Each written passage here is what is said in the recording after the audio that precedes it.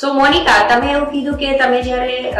આગળ IVF ની સાયકલો કરાવી અને અનફોર્ચ્યુનેટલી એ તમને સક્સેસફુલ નહીં થઈ, તો જ્યારે બી તમને આ નેગેટિવ ન્યૂઝ મળતા ત્યારે તમારો જે ઇમોશનલ એક્સપિરિયન્સ હતો અને તમે તમારી જાતને કઈ રીતે ફર્ધર ટ્રીટમેન્ટ કરવા માટે મોટિવેટ કરી, સ્ટ્રોંગ બનાવી, પોઝિટિવ બનાવી, એ તમે તમારા જેવી બીજી લેડીઝને કહી શકશો? ફર્સ્ટ ને સેકન્ડ સાયકલ પહેલા મારું જ્યારે ફેલ ગયું ત્યારે ફર્સ્ટ સાયકલ ફેલ ગયું તો એમ થયું કે ચાલો, પછી પાછું મેં 1 year નો ગેપ લઈ લીધો કે ચાલ 1 year હું ગેપ લઉં. મેં બહુ બધું વસ્તુ અલગ અલગ ટ્રાય કર્યું, પાછું થર્ડ સાયકલ કર્યું, ફોર્થ સાયકલ કરી નાખ્યું, પછી પાછું એકવાર અમે બીજું અડોપ્શન ના વે ને બધી રીતના અમે ફાઇન્ડ આઉટ કર્યું. પછી પાછું એકવાર વિચાર્યો કે બધા કરે જ છે તો મારાથી કેમ નહીં થાય.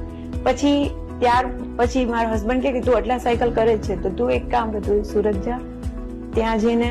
આ મેડમ સાથે વાતચીત થયેલી છે તો એની સાથે મળ ને પછી આપણે આગળ ડિસાઈડ કરીએ કે શું કરીએ.